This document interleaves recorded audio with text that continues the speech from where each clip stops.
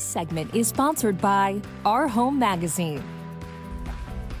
Amaza Lee Meredith was a trailblazing artist and educator, and her work is featured in the latest issue of Our Home Magazine on newsstands right now. And joining us to share more about this feature is DrDanni, writer for the publication. Of course, great to have you here. Great dress, by the way. We were just saying that looks so lovely. Thank you so much. Tell us a little bit about Amaza Lee Meredith. She was a trailblazing artist and educator, and why that's so important to you. Well, I think, when you think about the work that people do and they're pioneers in their time, in the early 30s, she was the first African-American woman who was queer to actually be an architect or recognized practice in the area of architecture.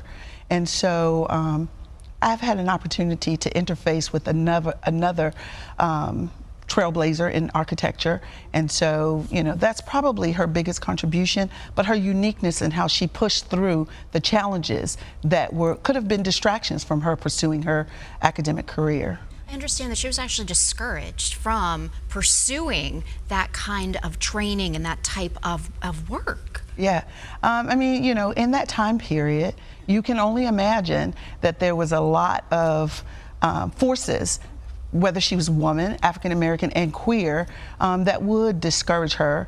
But clearly she had those who poured into her and made an effort to pursue her passion, which was art and artistic expression through architecture. And as a pioneering woman, she also founded the Fine Arts Department at Virginia State University, a historically Black college and university here local. And we're talking about early, like you said. This was 1935, so definitely an unprecedented time for someone like her to want to do this, to want to start that department, and she did, and she went for it.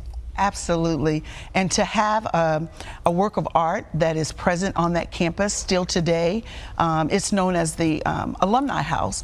And so the fact that she created in this international modernism style it is unprecedented, and it's to be celebrated. The piece that I like about it is I've had an opportunity to write a grant for a similar architect, Ethel Bailey Furman, who is also from this area. She did the modernist style, and so that's how I got interested and energized, because I was affiliated with the same institution who has granted Virginia State this same grant that we won at our facility to recognize this work. So it's just these are lasting impressions of someone who really was just getting it started for so many others to follow, and VSU now using that as just to keep that legacy alive. Yeah, it's referred to as Azurus South. And that legacy and the alumni house that they refer to it as well, it just speaks volumes.